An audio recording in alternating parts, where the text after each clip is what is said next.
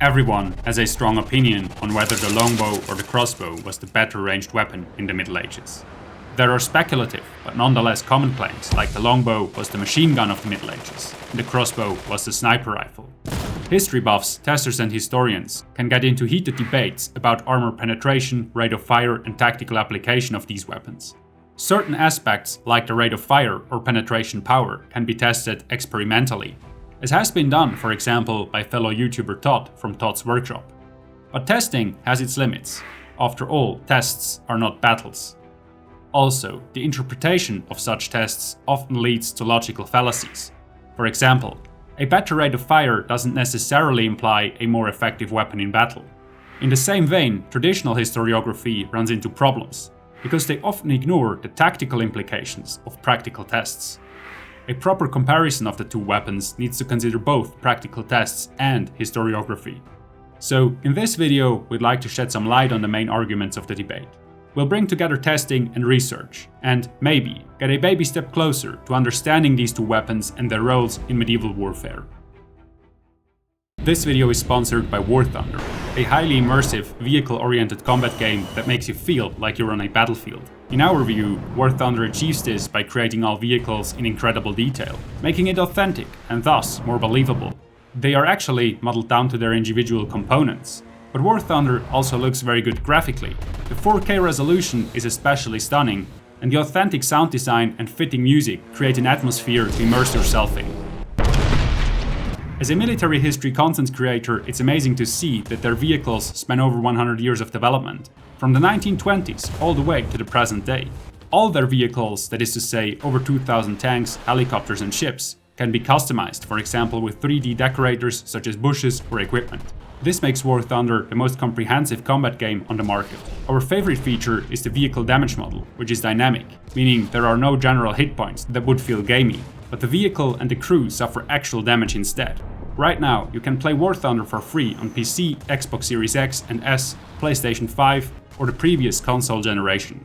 Get yourself a free bonus pack, including multiple premium vehicles, a premium account, boosters and much more by using the link in the description below. Traditionally, the line of arguments goes somewhat like this. Longbows were relatively cheap, had a superior rate of fire, and were famous for their success in battle, but they were hard to master, not suited for confined spaces, and required extensive training. Crossbows, in comparison, were more powerful, could be held loaded, and could be used with minimal training. But they were extremely expensive and had a slow reload time. So, at the core of the debate are rate of fire, which is usually considered the main advantage of the longbow, weapon power, traditionally considered the main advantage of the crossbow, and training requirement. While there are certainly other arguments, most historical debates revolve around these 3 points. There was probably never a moment in history when a monarch actually sat down and made a list of pros and cons to decide which ranged weapon he would go with. Still, some ended up preferring bows, most famously England, Wales with the longbow, and some crossbows, like the Republic of Genoa or, to some degree, France. The choice was determined by various factors, like the cost of weapons, materials available, and local craftsmanship. Deciding for or against one of the two weapons was quite tricky for contemporaries, and it certainly is for modern historians and history buffs, mainly because there are ongoing and unresolved debates on the efficacy of each weapon. So let's set the historiographical stage of this debate. Where exactly are we at with this debate? First of all, the current state of research has much more to say about longbows than crossbows. As shown in our video about the debate on the efficacy of the English longbow, the discussion about that weapon has progressed quite a bit. At the same time, research on the crossbow has really only focused on the history of the weapon and its evolution.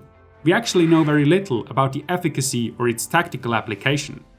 Side note, this doesn't mean that there are zero studies about it, but there is little material to work with, and there are no established opinions which a vast majority of scholars would support. This unequal state of research mirrors in the very history of the weapons. According to two of the leading experts on bows in warfare, Matthew Strickland and Robert Hardy, the bow as a piece of technology was very much standardized in the High Middle Ages, and armies in Western Europe almost exclusively relied on the longbow and not on other forms of bows. The crossbow, in contrast, was continually being developed throughout the Middle Ages. Trigger mechanisms were improved, new spanning devices were introduced, and most significantly, the lathes evolved from wood to composite material and finally to steel. The only change to the longbow was that it became slightly larger and thus a bit more powerful throughout the High and Late Middle Ages. But this doesn't compare to the massive change in crossbows. A Genoese crossbowman fighting in the conquest of Jerusalem in 1099 can hardly be compared to a 15th century crossbowman fighting in the Hussite army in Bohemia. To make matters more complicated, traditionally, the crossbow was often described as a siege weapon and the bow as a battle weapon. This line of argument can be found in popular media, but also in the work of historians, for example David Green or Hardy and Strickland. In this line of thinking, the crossbowman is seen as an early form of sniper who could take his time and aim at an attacking enemy from behind the safe cover of a castle wall. In such a confined space, this would definitely make sense. It is, however, pretty speculative, because according to the historian Stuart Gorman, nobody has actually published a thorough study analyzing this scenario and the claims that come with it. This is due to the fact that existing research focuses on battle situations, in which English longbows faced crossbows directly, for example the Battle of Crécy, where English archers shot two poorly equipped companies of Genoese crossbowmen to pieces. But the latter lacked a vital part of their equipment, their pavese shields. There are almost no studies that look at the use of crossbows in isolation and the deployment of both weapons during sieges. Be that as it may, only looking at the cases in which the two faced off against each other directly is no solution. Context is vital. So, as with any debate, things are more complicated than they seem. Alright then, with the historiographical stage set, let's analyze the common arguments. Generally speaking, there is no denying that longbows had a much higher rate of fire than crossbows. Several tests by archers and YouTubers have shown this. For example, in a speed test by Tod's workshop, Tod didn't even manage to shoot 2 bolts from his 860-pound windlass crossbow in the time the archer Joe Gibbs shot 6 arrows from his 160-pound warbow. This significant difference suggests that a longbow could also outperform a weaker crossbow, which could be loaded much more quickly, with a belt hook or a goat's foot's lever. Even a simple hand-spanned crossbow with a mere 130 pounds lost the race against a 130-pound longbow in another test. But as Tod and Joe themselves discuss, this does not properly reflect battle conditions. It merely shows maximum speed under ideal circumstances. Accurately determining how many arrows and in which frequency an archer typically loosens during battle is much more complex. And, more importantly, is high rate of fire even desirable to begin with? A closer look shows that rate of fire might not be as significant as is usually believed. For several reasons, longbows were rarely shot at maximum speed. Speed and exhaustion would reduce precision significantly, and going through all arrows at the very beginning of a battle was probably not what an archer wanted anyways. Here, we have some important evidence from primary sources, which clearly suggest that English longbowmen were still shooting several hours into the battle. Unfortunately, there is no exact arrow count for armies in the Middle Ages. Only the inventories of the arrows and longbows on ships during the reign of Henry VIII, for example the famous Mary Rose, give us some idea. These lead us to understand that an archer shooting at the maximum rate would run out of arrows in minutes. Although an army probably brought more arrows to a battle than a ship, it would have taken a staggering number of projectiles to sustain a 6 arrow per minute rate of fire for the several hours a medieval battle would have lasted. Even if this extraordinary number of arrows would have been available, which was sometimes a real possibility, the question of stamina remains. Nobody could shoot arrows at that rate of fire for a very long time. Joe Gibbs, for example, estimates that he would need a break after shooting 12 to 18 arrows at this speed. So after just about 90 seconds. Some medieval archers could probably shoot more arrows at the cost of precision, but the physical condition of the archers certainly varied greatly, yet everyone would run out of stamina at some point. So the assumption that longbowmen were the machine gunners of the Middle Ages is misleading. The crossbow, in comparison, had a relatively slow rate of fire because in most cases you needed tools to reload or, more precisely, to cock it. However, this was probably not as slow as is often supposed. Shooting it was physically less demanding, which allowed for a steady pace. Loading it with a belt hook or levers was much quicker than with a windlass, and sometimes crossbowmen even shot in teams, as was allegedly the case with the Genoese crossbowmen.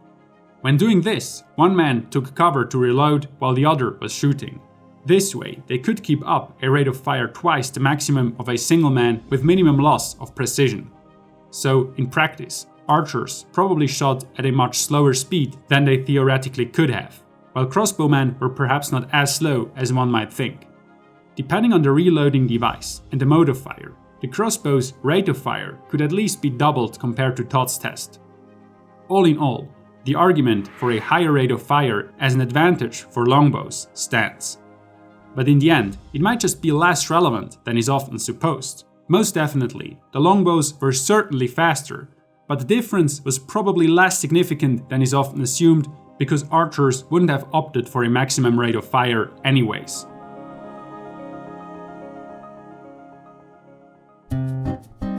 The second point that is usually discussed is weapon power or draw weight, which in most cases also implies penetration power. Right away, it is difficult to assess the average draw weight of medieval war crossbows, even within one army at a specific time, because there was a wide variety of sizes and designs, and only few historical weapons have been examined as of yet. Broadly speaking, they were in the range of 700 to 1,400 pounds, much more than the average longbow, which is in the range of 90 to 185 pounds. This is often seen as the crossbow's most significant advantage, especially combined with the possibility of holding the weapon loaded. In the Middle Ages, the crossbow was already renowned for its armor-piercing capabilities. Some sources, as for example Anna Komnena, even portrayed as a wall-penetrating infernal machine. However, this overstatement might simply express sheer awe about the arrival of a new weapon. The Church, in a similarly overstating tone, condemned the use of the weapon as unchivalrous, probably due to the fact that in the early 13th century, noble knights in chainmail were now threatened from range. Even though crossbows had more power, in terms of physics they were less efficient. A large share of the weapon's power was not transported to the bolt and ultimately to the target. This is demonstrated by the fact that in the test mentioned above, the 130-pound crossbow's maximum range was less than a third than a 110-pound longbow's range. Maximum range is of course also impacted by the different projectile forms of the bolt and the arrow, but this significant loss of energy is mainly due to the shorter distance the bolt is accelerated compared to an arrow. Overall, the difference in the power that was projected to the target by the arrow or the bolt was much smaller than the poundages of the weapons imply. But again, this must be seen in context, especially the weapon's tactical deployment. In his essay, Catapults Are Not Atomic Bombs, towards a redefinition of effectiveness in pre-modern military technology, the military historian Kelly DeFries has argued that a stronger crossbow was better suited for delivering fatal blows at an enemy, that is, defeating them before the two armies even got in contact, while the longbow was best suited to a role as a support weapon, harassing and killing the enemy over an extended period of time. This was, arguably, the primary tactical purpose of English archers during the 100 Years' War. The current understanding is that they were meant to be constantly pouring a deadly hail of arrows onto the French to pin them down, force them to attack, or confuse them. In this scenario, penetrating power was not as decisive for the effectiveness of the English archers as is often supposed. The crossbow's brute force, on the other hand, is thought to have killed or maimed enemy soldiers before the main body of the army charged into them. So, simply put, these two weapons' primary purposes were different. Crossbows were meant to kill directly before impact, while longbows were used to harass the enemy to force a mistake. So, what we can make of all of this is that the difference between the two weapons is usually overstated. But the crossbow's greater power and the longbow's better rate of fire still influenced the tactics used by the armies that employed them. The two weapons had a similar but not quite the same purposes, and were suited to different tactical uses.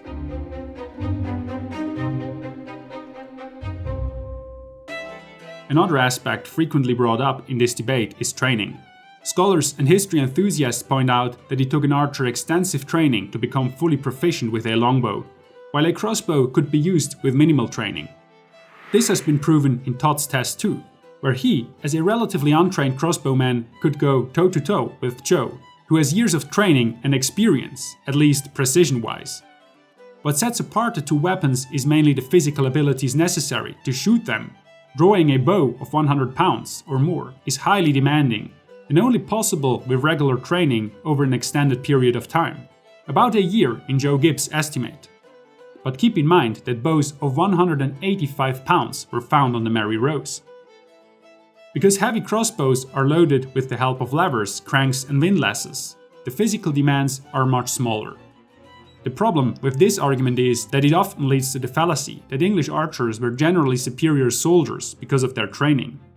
But just because English archers developed the physical ability to draw a bow does not mean that they were superior in other regards, for example discipline or accuracy. According to Matthew Strickland, in the later 14th and 15th centuries, the average English archer would be a semi-professional yeoman, but many would of course be below average. There would have been significant variation in skill. Through the training necessary to use the bow, an archer most likely achieved a certain level of competence and accuracy, but the little evidence for archery practice in the Middle Ages does not provide a clear picture of training standards. One source often cited is the ordinance by Edward III to the Sheriff of Kent in the 14th century, requiring archers to train on feast days. This was reissued over and over in the 15th century, indicating either that English archers practiced regularly or, on the contrary, that they didn't practice enough and had to be constantly reminded to fulfill their duty. In the end, the English obviously kept up enough discipline to have an adequate reserve of longbowmen ready for war at all times. Still, numerous logistical and societal problems with creating and maintaining an elite body of archers made that quite difficult. It is, by the way, also important to note that target practices and competitions for archers and crossbowmen were common all across the European continent, so crossbowmen would not have been completely untrained. All in all, it was more difficult to shoot a longbow effectively. The English still managed to keep a body of capable archers ready, but certainly not every archer in a large army was at peak condition. Unfortunately, today the practical level of training of the average archer or crossbowman is almost impossible to assess. Understanding the strengths and weaknesses of bows and crossbows and how exactly they were used on the battlefield could significantly improve our understanding of medieval warfare in general. But analyzing this is more complex than it often seems. There is no simple answer to whether the longbow or the crossbow was superior, not even whether one was better suited for siege warfare or open field battle. Most of the arguments traditionally made for or against either longbow or crossbow stand firm. However, they are usually heavily simplified and presented in a rather stereotypical manner without any context. Hopefully, this video shows that things are not as straightforward and that traditional arguments sometimes need critical assessment. Historical research on the topic is incomplete, and the debate is a lovely example of historiography in progress. Only dialogue with testers and debates between scholars of different disciplines will eventually lead to better theories and maybe even answers. Thanks again to War Thunder for sponsoring this video. Don't forget to make use of the large free bonus pack by using our link in the description below.